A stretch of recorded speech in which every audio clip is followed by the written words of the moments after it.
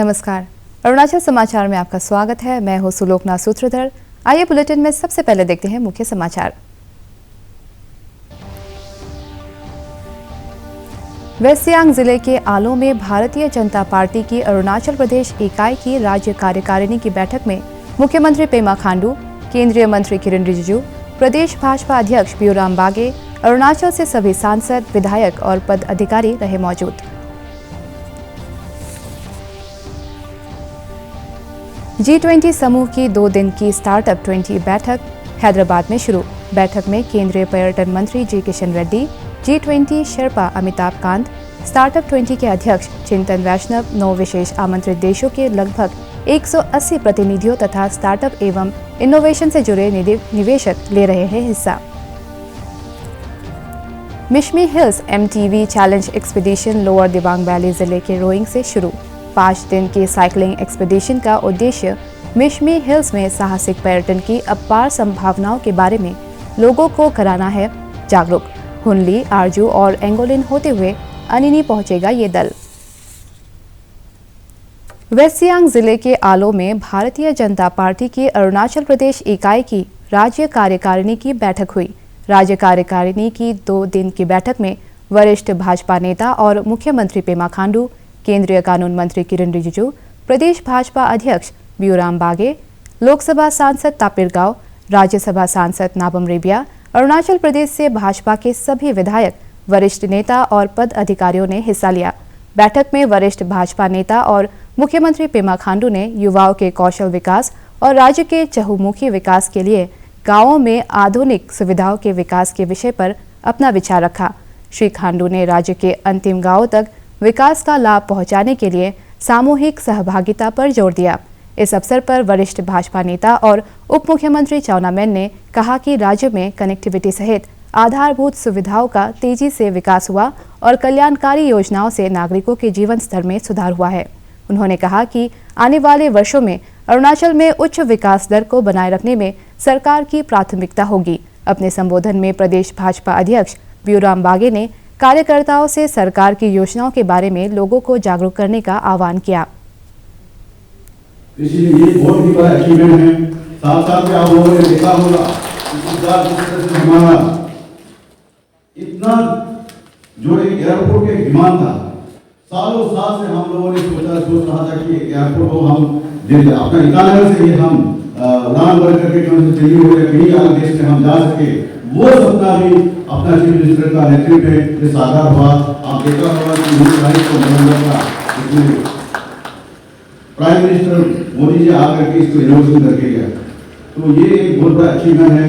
अगर मैं कहूँ कि उनका अचीवमेंट को जिस तरह से मैंने कहा है कि अगर सरकार जिस तरह से अभी चला रहा है, ये हमको हमें कार्यकर्ता को बस्ती बस्ती तक में पहुंचाना है। ये मीटिंग इसलिए ही है रखा है क्योंकि आज का सत्र में सरकार ने जो अचीवमेंट किया है उसका बारे में भी हमारे 4 मंत्री आज आप लोग बताने वाले हैं। तो इसमें 4 मंत्री होंगे जो आज अभी तक का उनका डिपार्टमेंट में और किस तरह से अचीवमेंट हुआ है, ये हमारा पार्टी वर्कर अगर नहीं जानेंगे तो फिर पार्टी वर्कर बस्ती तक, गाँव तक लोगों तक नहीं पहुंचा पाएंगे। इसीलिए आज का इस मीटिंग में हमारे 4 मंत्री जो डिपार्टमेंट आपको मालूम हो जाएगा, तो 4 मंत्री को हम अपना जो अचीवमेंट है सरकार का उसका बारे में बताएंगे। आत्मनिर्भर भारत एक जब पैंडेमिक हुआ, कोरोना का हुआ, तो ये आत्मनिर्भर भारत किस तरह से आगे बढ़ा है ये आप लोग को जानता है। आत्मनिर्भर भारत का इसमें से हमारे यहाँ के जो निवासी है कम से कम 7,887 G20 समूह की 2 दिन की स्टार्टअप 20 बैठक हैदराबाद में शुरू हो गई है। बैठक में केंद्रीय पर्यटन मंत्री जी किशन रेड्डी, G20 शेर्पा अमिताभ कांत, स्टार्टअप 20 के अध्यक्ष चिंतन वैष्णव, उद्योग और आंतरिक व्यापार संवर्धन विभाग के सचिव अनुराग जैन तथा G20 सचिवालय में संयुक्त सचिव आशीष सिन्हा के साथ G20 और 9 विशेष आमंत्रित देशों के लगभग 180 प्रतिनिधियों तथा स्टार्टअप एवं इनोवेशन से जुड़े लोगों और निवेशकों ने हिस्सा लिया। केंद्रीय पर्यटन मंत्री जी किशन रेड्डी ने प्रतिनिधियों से भारत के विशेषकर सांस्कृतिक महत्व के पर्यटन स्थलों की यात्रा करने का अनुरोध किया। उन्होंने कहा कि वर्ष 2016 में लगभग 250 स्टार्टअप ही थे, जो अब बढ़कर 90,000 से अधिक हो गई है। G20 शर्पा अमिताभ कांत ने कहा कि विज्ञान और प्रौद्योगिकी को बढ़ावा दिए जाने के कारण देश में स्टार्टअप के क्षेत्र में उल्लेखनीय प्रगति हुई है और इससे डिजिटल पहचान विकसित हुई है। स्टार्टअप 20 समूह दुनिया भर में स्टार्टअप के लिए सहमति के आधार पर माहौल बनाने की दिशा में काम करेगा और विश्व समुदाय के बीच ज्ञान को साझा करने पर बल देगा ताकि नए अवसर सामने आ सके। जुलाई में गुरुग्राम में स्टार्टअप 20 की शिखर बैठक होने से पूर्व समूह की 3 बैठकें सिक्किम, बेंगलुरु और अंडमान में होगी। Being a job holder across the world, many cultural and geographical divides, India's influences in the fields of mathematics, science, engineering, all documented and acknowledged globally. Therefore, the theme of G20 chosen for the India's presidency, that is one earth, one family, one future. It is inspired from our ancient philosophy of Vasudhaiva Kutumbam, the world is one family.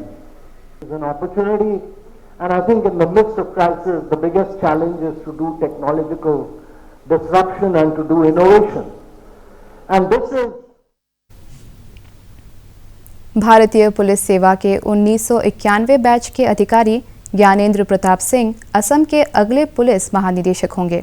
Shri Singh आगामी 1 फरवरी को निवर्तमान police महानिदेशक भास्कर ज्योति महंता की जगह लेंगे।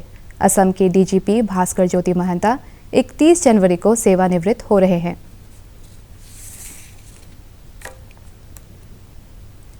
Mishmi hills MTB challenge expedition आज lower Dibang valley जिले के रोइंग से शुरू हुआ। मिशमी हिल्स ट्रैकिंग कंपनी द्वारा राज्य के खेल और युवा मामलों के विभाग और कई अन्य संगठनों के सहयोग से आयोजित इस 5 दिन के साइकिलिंग एक्सपीडिशन का उद्देश्य मिशमी हिल्स में साहसिक पर्यटन की अपार संभावनाओं के बारे में लोगों को जागरूक करना है। इस अवसर पर लोअर दिबांग वैली जिले के पुलिस अधीक्षक James K Lego, additional deputy commissioner Mamta Yadav, district sports officer Raju Mipi, महिला एवरेस्टर टीने मीना सहित कई गणमान्य व्यक्ति मौजूद थे। MTB चैलेंज एक्सपीडिशन के तहत ये दल रोइंग, हुनली, आरजू और एंगोलिन होते हुए अनिनी पहुंचेगा। और ख़ास करके आप लोग जानते हैं कि नाउ ए डेज हम लोग बहुत सोसाइटी में एक मेनेस जो है स्पेशली यूथ लोग पेश हो रहा है जो ड्रग लेते हुए। तो माय मैसेज इज़ दैट आप लोग हम लोग जो कर रहा है जो चीज़ अभी जो प्रॉब्लम सोसाइटी को हो रहा है, तो you should carry the message forward. तो दिस टाइप ऑफ एक्टिविटीज़ जो है आप लोग का बहुत एक कॉमन मैसेज आता है सबके लिए। तो पर्टिकुलरली हम लोग का जो अरुणाचल सोसाइटी को खा रहा है अभी यूथ जनरेशन को, पर्टिकुलर डार्क मिनेस, इसको आप लोग सब साथ में जुड़ के हम लोग मिलना पड़ेगा, लड़ना पड़ेगा। As SP sir also said कि ये ऐसे जो इवेंट्स हैं दीज आर वेरी इम्पॉर्टेंट, क्योंकि ये एक तरीके से यूथ को अपना एनर्जी, इस एज में बहुत एनर्जी होता है, आप सबका कुछ ना कुछ करने का मन करता रहता होगा। So these kind of challenges एक बहुत अच्छी अपॉर्चुनिटी है अपनी एनर्जी को एक अच्छी जगह चैनल करने के लिए। एंड जैसा कि SP सर ने बताया कि सोसाइटी में अभी आप लोगों की एज पे बहुत वल्नरेबिलिटी होती है and you are more likely to fall into wrong traps. Participate in such activities, use your energy well. और ये जो आप कर रहे हैं ये सब एक बहुत बड़ा मोटिवेशन है, सिर्फ यूथ के लिए नहीं हम लोगों के लिए भी, कि हम भी ऐसी फिज़िकल एक्टिविटीज़ में पार्टिसिपेट करते रहें। अगर हम भी किए होते तो शायद we would have also been able to escort. लेकिन this is a very good inspiration for us also कि हमें भी ये सब करते रहना चाहिए। बहुत बार हम भी अपने सीनियर्स को देखते हैं तो they are more energetic than us, और वो इसीलिए है क्योंकि वो बहुत सालों से ऐसी सारी एक्टिविटीज़ में पार्टिसिपेट कर रहे हैं, उनको इनकरेज कर रहे हैं। So this is all I would like to say कि thank you very much for participating. इतना एंथुजियाज़म के साथ दूर दूर से आप सब लोग आए हैं, अनीनी से, आलो से, and you are participating in this and inspiring the youth of this state and also all of us. Itanagar राजधानी क्षेत्र के Dorji Khandu state convention centre में आज केंद्रीय MSME मंत्रालय की खरीद और marketing support scheme adoption of e-marketing विषय पर राष्ट्रीय स्तर की कार्यशाला आयोजित की गई। इस अवसर पर स्थानीय उत्पादों पर आधारित स्टॉल लगाए गए थे। Arunachal Pradesh micro and small industries development association के अध्यक्ष हिन्यूम ताकुम ने बताया कि इस कार्यशाला का उद्देश्य स्थानीय उद्यमियों को जेम सहित विभिन्न ई प्लेटफॉर्म के माध्यम से खरीद और विपणन के बारे में सही जानकारी उपलब्ध कराना है। को ई कॉमर्स में कैसे ले जाना ऑनलाइन पोर्टल में, उसके ऊपर ये है। उसके बाद साथ में हमारा इसमें एडिशनली 1-2 टॉपिक जोड़ा है, पब्लिक प्रोक्योरमेंट पॉलिसी का ऊपर है, और साथ में ये PMS, ये पब्लिक प्रोक्योरमेंट पॉलिसी, उसका ऊपर है। मेन मकसद ये है कि जो हमारा लोकल जो प्रोडक्ट है ना, उसको ग्लोबल कैसे किया जाए और ई कॉमर्स में जाके हम उसको कितना ज़्यादा बेच सकें और हमारा लोकल प्रोडक्ट जितना प्रमोट कर सके ना, तो वो अच्छा रहेगा। क्योंकि हमारा स्टेट में ऐसे कि कम से कम कुछ जो प्रोडक्ट हो बाहर है, जैसे कि नारा अबा, उसको ग्लोबली हो या नेशनल लेवल जानते हैं, लेकिन बहुत से प्रोडक्ट ऐसे बाकी है, तो उसको भी बाहर निकालें हम लोग। सरकार से वही अपील रहेगा कि जितना भी हमारे जो लोकल एंटरप्रेन्योर है को उसको आप लोग साथ देना है, सहयोग देना है। स्पेशली जो प्रोग्राम करते हैं, जो हम लोग जो अवेयरनेस प्रोग्राम करते हैं, हम लोग जस्ट अवेयरनेस प्रोग्राम देते हैं। कृतज्ञ राष्ट्र आज देश के महान स्वतंत्रता सेनानी लाला लाजपत राय की जयंती पर उन्हें श्रद्धांजलि अर्पित कर रहा है। लाला लाजपत राय का जन्म 28 जनवरी 1865 को पंजाब के मोगा ज़िले में हुआ था। वे पंजाब केसरी यानी पंजाब का शेर के नाम से भी जाने जाते हैं। उन्होंने अपना सारा जीवन ब्रिटिश सरकार के खिलाफ भारतीय राष्ट्रवाद को मजबूती से खड़ा करने की कोशिश में लगा दिया। अरुणाचल प्रदेश के मुख्यमंत्री पेमा खांडू और केंद्रीय मंत्री किरण रिजिजू ने स्वाधीनता सेनानी लाला लाजपत राय की जयंती पर उन्हें श्रद्धांजलि अर्पित की है। पंजाब के मोगा जिले में हुआ। वे भारत के एक महान स्वतंत्रता सेनानी थे। उन्हें पंजाब केसरी के नाम से भी जाना जाता है। लाला जी गरम दल के 3 प्रमुख नेताओं लाल बाल पाल में से एक थे। लाला लाजपत राय, बाल गंगाधर तिलक और विपिन चंद्र पाल को सम्मिलित रूप से लाल बाल पाल के रूप में जाना जाता है। साल 1928 में साइमन कमीशन के विरोध में एक प्रदर्शन के दौरान हुए लाठीचार्ज में लाला जी बुरी तरह से घायल हो गए और अंत में 17 नवंबर साल 1928 में शहीद हो गए। चंद्रशेखर आजाद, भगत सिंह, राजगुरु, सुखदेव और अन्य क्रांतिकारियों ने अपने प्रिय नेता की हत्या का बदला लेने का निर्णय लिया और 1 महीने बाद ही 17 दिसंबर साल 1928 में ब्रिटिश पुलिस अफसर सैंडर्स की गोली मारकर हत्या कर दी और लाला जी के बलिदान का बदला लिया। विधायक गैब्रियल डी वांगसू ने शुक्रवार को लोंगडिंग जिले के लाओनोसी डी ब्लॉक का उद्घाटन किया। इस अवसर पर 300 परिवारों को कैशलेस हेल्थ सर्विस मुख्यमंत्री आरोग्य अरुणाचल योजना का लाभ सुनिश्चित करने को मिले।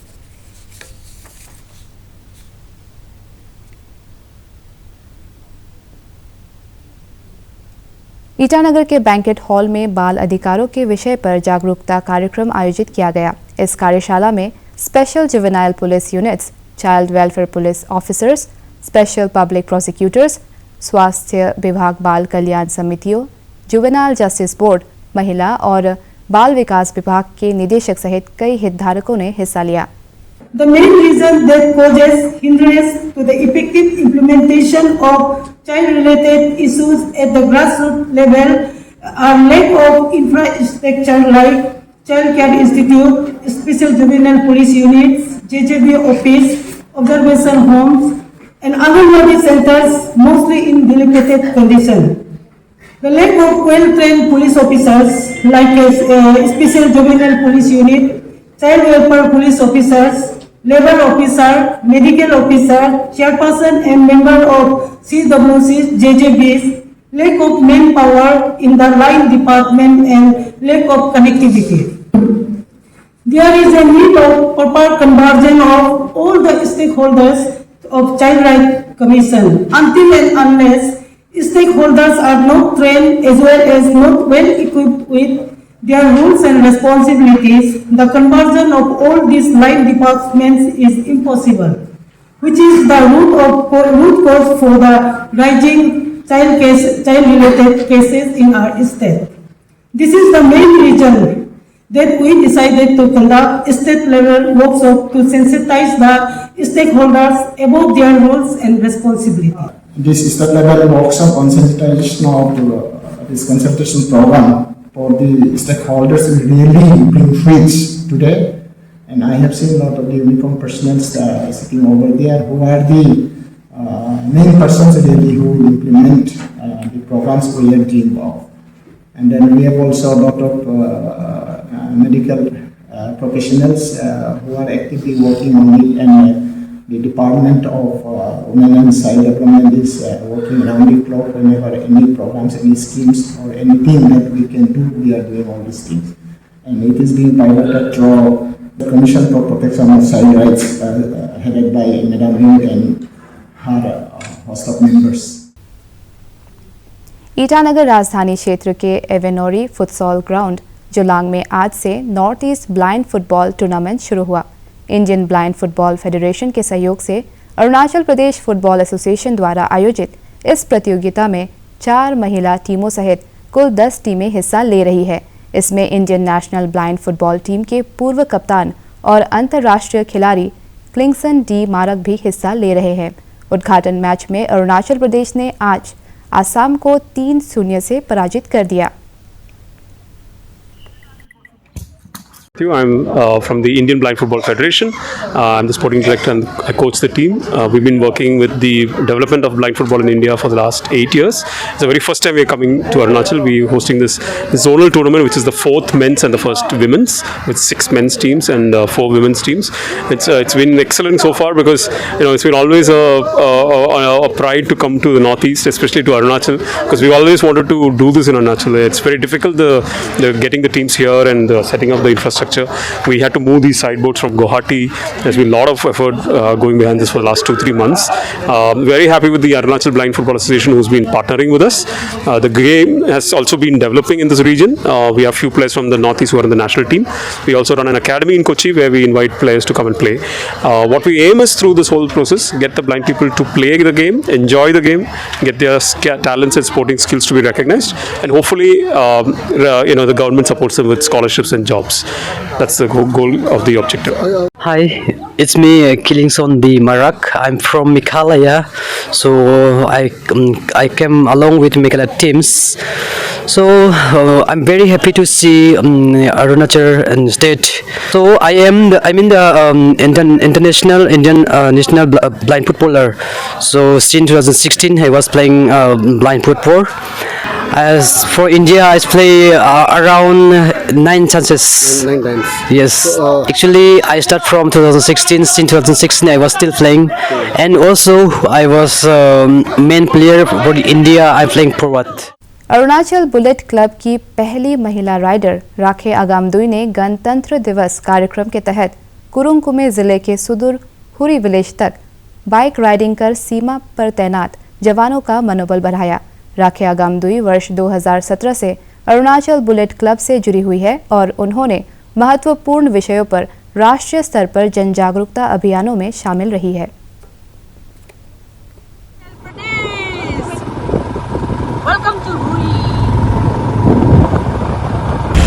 ये जर्नी एक्चुअली जो अभी हम लोग का 26 जनवरी जो कल को हो चुका है एक्चुअली, तो उसके लिए ही गया था। यूजुअली हम लोग का क्लब जो अरुणाचल बुलेट क्लब है हमेशा जब भी ऐसा ओकेजन्स आता है या अवेयरनेस प्रोग्राम रहता है तो राइड तो करता है हमेशा कुछ कोर्सेज को लेकर। तो इस बार भी हम लोग का प्लान था, तो इस बार हम लोग का क्लब जो अपना क्लब है अलग अलग सेक्शन में भी गया है। तो बाकी बहुत लोग विजयनगर साइड गया है, कोई लोग कैपिटल रीजन में।